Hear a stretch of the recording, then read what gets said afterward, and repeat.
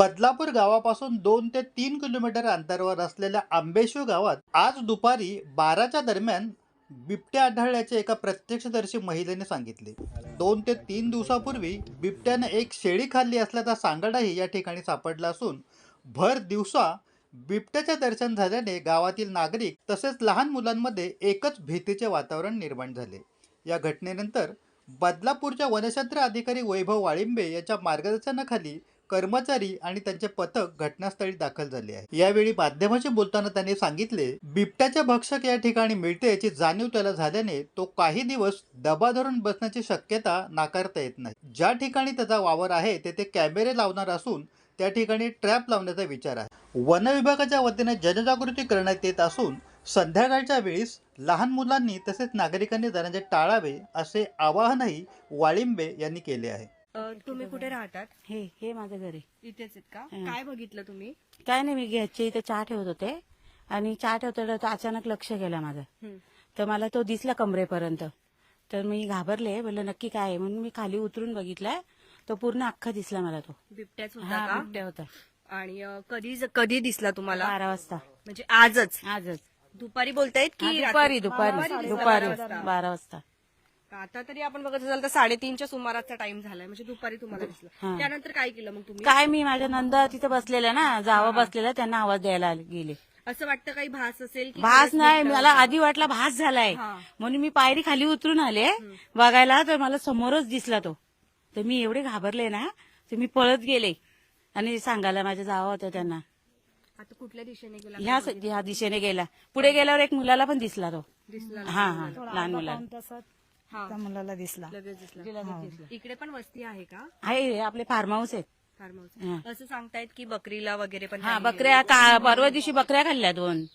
ते कधी माहिती मिळाली तुम्हाला? आम्हाला लगेच दुसऱ्या दिवशी माहिती पडले. माझ्या सासूचे दिवस होते ना, हा. तर तिथे खाऊन टाकले होते इथेच आमच्या गेटच्या तिथे. म्हणजे तो जवळपासच असावा. हा हा हा हा, जवळपास. भीती वाटते का? भीती म्हणजे मला एवढं घाबरलेलं ना मी अचानक, म्हणजे आपण टीव्हीत बघतो पण प्रत्यक्ष बघितलंय ना, तर मी खूप घाबरले होते.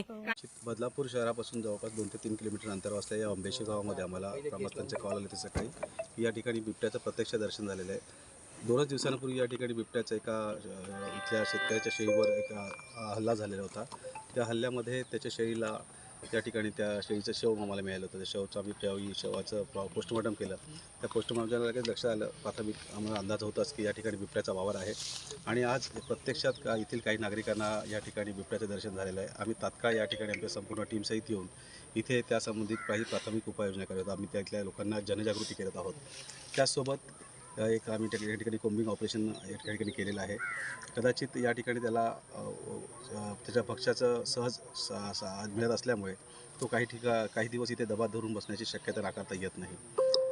या संबंधात आम्ही आमच्या वरिष्ठांना त्या संदर्भात काही रिपोर्ट्स केलेले आहेत आणि त्याला जेरबंद करण्यासाठी किंवा पुढील काय उपाययोजना करता येतील त्या संबंधात आम्ही पुढील उपाययोजना करत आहोत. वन विभागाकडून आमच्या रेस्क्यू टीमच्या मदतीने आम्ही या ठिकाणी विविध ज्या ठिकाणी त्याचा वावर दिसतोय, आम्हाला ज्या ठिकाणी पगमार्क्स दिसत आहेत, त्या ठिकाणी आम्ही इथं आता ट्रॅप कॅमेरे लावतो आहोत. आणि या ठिकाणी जर जास्त दिवस त्याच्या ठिकाणी वावर राहिला असता आम्ही ट्रॅप लावण्यासाठी आम्ही विचार करत आहोत. पहिल्या बकरीच्या बाबतीत जेव्हा त्यांचा शिकार झाली तेव्हा तेथील शेतकऱ्यांना लक्षात विषय आला नव्हता, परंतु दुसरी बकरी जे त्यांना त्या ठिकाणी मिळाली तिचं आम्ही ज्यावेळी प्राथमिक निरीक्षण केलं तेव्हाच आमच्या लक्षात आला का हल्ला बिबट्याचा हल्ला आहे. त्यावेळी आम्ही तात्काळ येथील पशुवैद्यकीय अधिकारी यांच्या मदतीने आम्ही तिचं शवविच्छेदन करून आम्ही त्याबाबत कन्फर्मेशन घेतलेलं आहे. त्या बाबतीत त्या शेतकऱ्यांना कॉम्पेन्सेशनसाठी आवश्यक ते आम्ही सर्व डॉक्युमेंट्स आमच्या वरिष्ठ कार्यालयाकडे फॉरवर्ड करीत आहोतच. या व्यतिरिक्त आम्ही इथल्या नागरिकांनाही आवश्यक त्या सूचना दिलेल्या आहेत. येथील त्यांचे पाळीव प्राणी असेल किंवा लहान मुलं असेल त्यांना सांभाळण्याविषयी संध्याकाळच्या वेळेत घराच्या बाहेर न पडण्याविषयी आम्ही त्यांना विनंती केलेली आहे. काही कुत्र्याचे शिकार केले असंही म्हणतात, नेमकं काय? निश्चित मला त्याबाबत आम्ही माहिती घेतली. इथे संपूर्ण ग्रामस्थांशी आम्ही चर्चा केलेली आहे.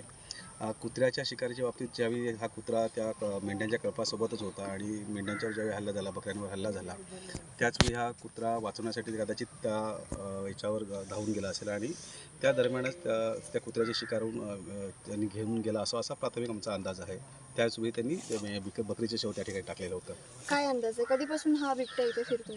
बिबट्याचा वावर तर आपल्या बदलापूर परिसरात अनेक दिवसांपासून आहे खरं तर, परंतु आतापर्यंत दिवसाढवळ्या हा वावर कधी आम्हाला पण आढळला होता. पण आंबेशू गावामध्ये आम्हाला ग्रामस्थांच्या म्हणण्यानुसार या ठिकाणी हा वावर अगदी 10-11 वाजता आम्हाला दिसलेला आहे. निश्चितच त्या बाबतीत आम्ही योग्य त्या उपाययोजना करत आहोत. येथील ग्रामस्थांना न घाबरण्याचं आम्ही आवाहन केलेलं आहे. आवश्यक आम्ही स्वतः इथं आमच्या टीमसहित तळ ठोकून आहोत कालपासून. काय आव्हान कराल जनतेला, काय बोलाल?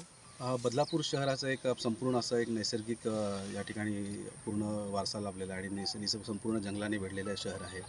त्यामुळे निश्चितच इथे वन्य प्राण्यांचा वावर आहे आणि आता बिबट्यांचा जो विषय म्हणाला तर बिबट्यांचा संपूर्ण महाराष्ट्रामध्ये आपण पाहत आहोत की कोणत्या पद्धतीने विषय चालू आहे. तरीही आतापर्यंत कोणत्याही मनुष्यहानीचा किंवा मनुष्यावर हल्ल्याचा या ठिकाणी गेल्या आम्ही काही वर्षांपासून बघतोय कुठलाही असा प्रकार या ठिकाणी घडलेला नाही आहे आणि त्या बाबतीत आम्ही योग्य त्या उपाययोजना वेळोवेळी करीत आहोत.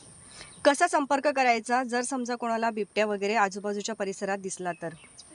यासाठी आमच्याकडे वन विभागाची हेल्पलाईन नंबर 1926 पण आहे. त्याच व्यतिरिक्त बऱ्याचशा इथं आम्ही ग्रामस्थांना आमचे स्थानिक मोबाईल नंबर, वनरक्षकांचे नंबर त्यांच्याकडे देऊन ठेवले आहेत आणि अशा काही घटना घडल्या आम्ही त्याबाबतीत सतर्क आहोत. प्रत्येक वेळी लगेच त्या ठिकाणी आम्ही संपर्क करून योग्य ती उपाययोजना करतो. नक्कीच, धन्यवाद. अल्पावधीतच लोकप्रिय झालेला भारताचा बुलंद आवाज आपला Bharat channel subscribe, share, like आणि कमेंट्स करायला विसरू नका.